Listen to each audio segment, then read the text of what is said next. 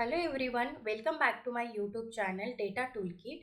In today's tutorial, we will learn about the Apache core system and the Delta Lakehouse architecture. So let's understand, at the core of Apache Spark, we have the RDD, that is Resilient Distributed Data Set, which is the backbone of the Spark distributed computing. In above that, we have the Spark compute engine, which helps process the large scale data. And next is the cluster like Yarn, Kubernetes and the standalone, which it can you distributed the storage like Azure, Amazon and the GCP. On top of this, we have the Spark Core API, which support the R, SQL, Python, Scala and Java. So giving the developer flexibility to work their preferable language. Then we have the libraries, SQL, streaming, MLlib and the GraphX. So SQL is used for the structured data processing, streaming is used for the real-time data, then MLlib for machine learning and the GraphX is for the graph processing.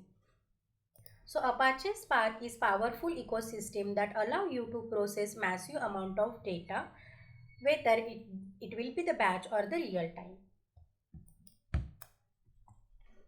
So in the next slide, we will see the missing features from the Apache Spark. It does not have its own storage, then don't have the own capability to ensure ACID compliance. It does not come with the centralized metadata. It have the small own catalog. Then it can't create, manage and destroy the cluster. The Delta Lake is the open source storage framework, and the key features of the Delta Lake is ACID transaction, delete, update and merge the data into the table, data versioning and timetable, then streaming and batch unification. So Delta Lake is open source storage which work between the distributed data processing engine and the storage layer. The data processing engine and the distributed data processing engine is Apache Spark and storage layer is cloud storage.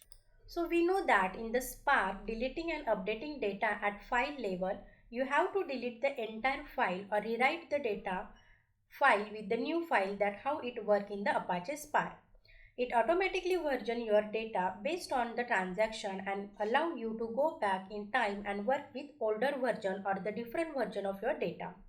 So databricks unifies streaming and batch data using the Delta Lake, so you can process real-time and historical data together.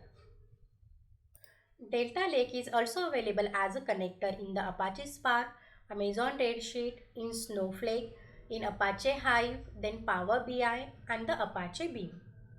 Now we will talk about the Lakehouse architecture. So there are three different architecture: data warehouse, modern data warehouse and Lakehouse architecture.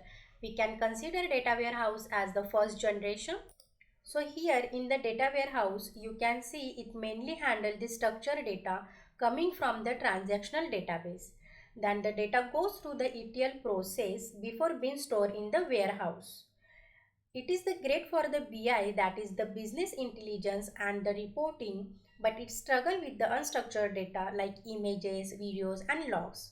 So these work well, but it is not flexible for the modern data because it only handles the structured data. Now talking about the modern data, we have the modern data which tries to solve some of these issues.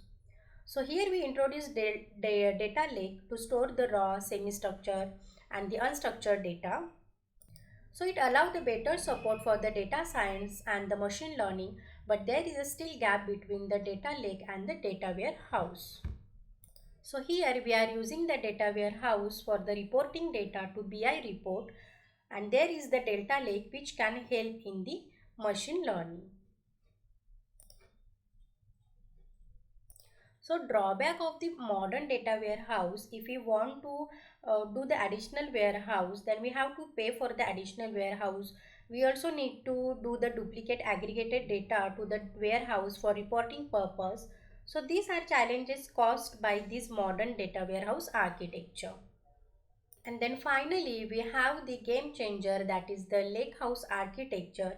It combines the best of the data warehouse and the data lake, not the Delta Lake. It has the metadata caching and the indexing layer.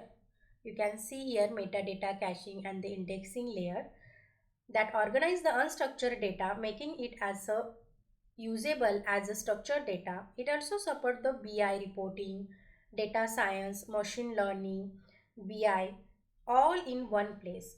So this approach make data management simpler, faster and most cost effective. So the Lakehouse is the future of data storage and processing. It removes the limitations of traditional warehouses and improve the efficiency. That's why we are using the Lakehouse architecture. So if you found this explanation is useful, so don't forget to like, share and subscribe for more tech content. See you in the next video. Thank you.